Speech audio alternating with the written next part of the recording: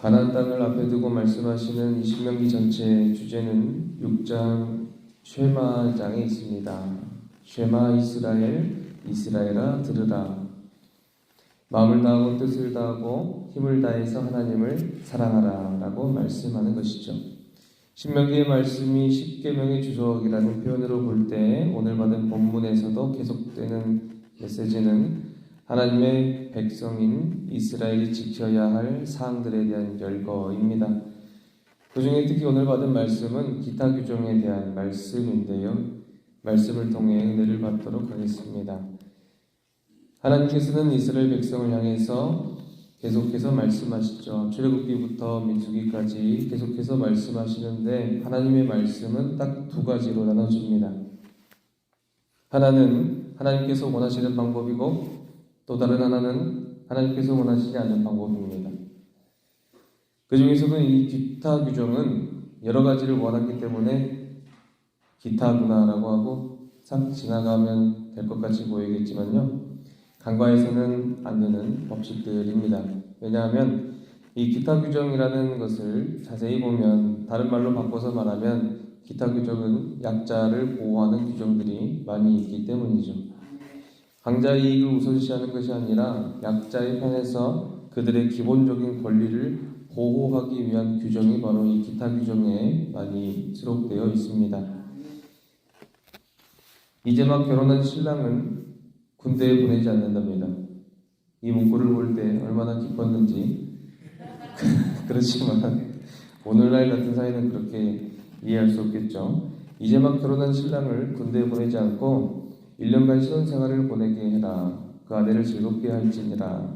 육아휴직을 1년을 줍니다. 생활의 필수품이었던 맷돌을 저당 잡지 않아서 생계를 유지하며 생활을 꾸려나갈 최소한의 혜택을 이렇게 마련해 주고요. 동포를 노예로 부르거나 팔면 그 사람을 죽여라 라고 말합니다. 그만큼 민족을 사랑하면서 그들을 대하라는 것이죠.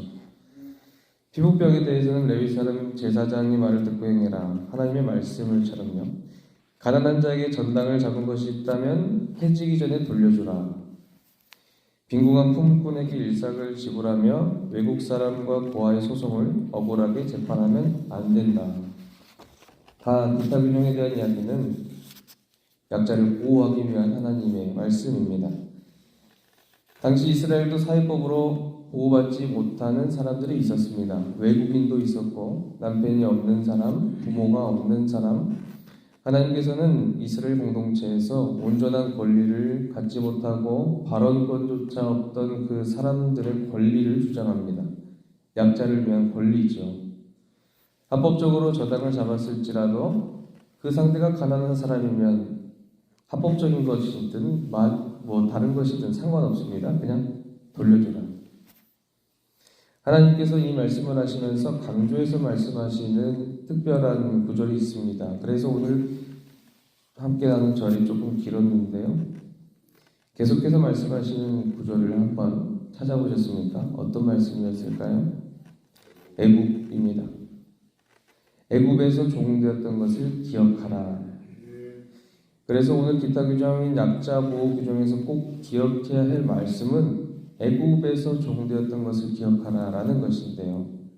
오늘 본문 18절 말씀을 보면 너는 애굽에서 종되었던 일과 내 하나님 여호와께서 너를 거기서 속량하신 것을 기억하라 이렇게 말씀하시죠. 또 22절 말씀에 보면 하나님께서는 너는 애굽 땅에서 종되었던 것을 기억하라. 이러므로 내가 내게 이 일을 행하라 명령하노라. 이렇게 또 말씀합니다. 이스라엘 역사에서 가장 큰 사건은 출애굽이죠. 430년간 노예로 살았던 이 이스라엘 백성은 출애굽이라는 사건을 통해서 하나님의 크신 은혜와 사랑을 받았습니다. 그러므로 하나님의 큰 속량을 받은 이스라엘 백성이라고 하면 그들이 하나님께 받은 은혜를 잊어버리지 말고 싹 까먹지 말고 기억하면서 살아야 된다라는 것이죠.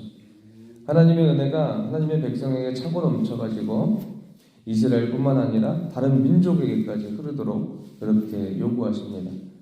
약자를 위한 은혜까지도요. 하나님의 은혜가 공동체와 여타 다른 민족들에게 흐르게 된 가장 대표적인 예시를 보면 사도행전 2장에 나타난 초대교회에서 찾아볼 수가 있습니다. 초대교회는 가진 것과 누리는 것의 평등을 실현한 이상적인 교회 모습으로 제시됩니다. 모든 교회들의 모범이고 주님께서 원하시는 그런 교회였습니다. 믿는 자들이 서로 모여서 가진 것을 통용하는 이상사회를 교회에서 실현했던 것이죠. 그래서 세상 사람들은 그런 교회의 성도를 보고 그리스도인이다라고 불렀습니다. 그 중에서 그리스도인이 세상을 놀라게 했던 가장 큰 이유가 있는데 바로 하나님 앞에서 모든 사람이 평등했다는 것입니다. 주인과 종이 함께 모여서 형제여, 세상 사람들이 봤을 때는 아무 그런 그 신분의 고하도 막론도 없이 그냥 형제여라고 하는 저 사람들은 세상을 놀라게 하는 사람들, 세상을 어지럽게 하는 사람들이구나 라고 말했어요. 주님의 이름으로 모인 교회는 서로 다른 인종과 사람들이지만 서로 주님의 몸을 나누고 주님의 피를 나눈 한 가족이었습니다. 그렇다면 오늘날 교회는 세상에서 어떤 역할을 해야 할까요? 교회는 더 많이 가지려고 하기보다는 더 많이 함께 나눠줘야 됩니다. 주님의 이름으로 선한 구제를 하고요.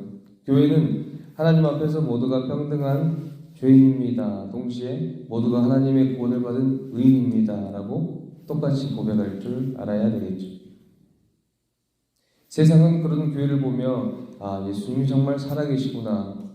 저 사람들은 정말 그리스도인이다. 라고 말하게 될 줄로 믿습니다. 사랑하는 성도 여러분, 하나님께서 이스라엘 백성에게 종되었던 것을 말씀하시는 이유는 다름 아닙니다. 하나님의 은혜 가운데 살게 하도록 하고 싶어서였습니다. 하나님께서는 이스라엘 백성들을 애굽에서 구원하셔서 그들로 하여금 받은 은혜를 모든 사람에게 물질로, 공감으로, 평등으로 흐르도록 하십니다. 내가 너희를 구원하지 않았느냐. 동일하게 주님께서는 오늘날 성도들을 십자가 은혜로 구원하셔서 우리로 하여금 그 십자가 은혜를 받은 은혜를 전하고 흐르고 넘치도록 하는 사명자로 부르신 줄로 믿습니다. 에베소서 2장 8절은 이렇게 말씀합니다. 너희는 그 은혜에 의하여 믿음으로 말미암아 구원을 받았으니 이것은 너희에게서 난 것이 아니요 하나님의 선물이다. 아멘. 선물입니다. 오늘 하나님께서 가져주신 하나님의 이 십자가 은혜가 얼마나 나의 마음에 자리하고 있는지요.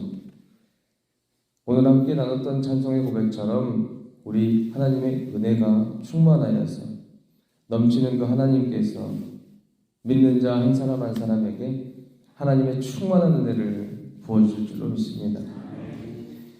은혜를 받은 사람은 은혜를 받지 못한 사람과 차이가 많이 나는데 그중 가장 큰 하나가 있답니다. 바로 감사입니다. 감사. 자주 듣는 찬양 가운데 손경민 목사님의 찬양 은혜라는 찬양이 있습니다. 내가 지금까지 누려왔던 모든 것들이, 내가 지나갔던 모든 것들이 당연한 것이 아니라 하나님의 은혜였습니다.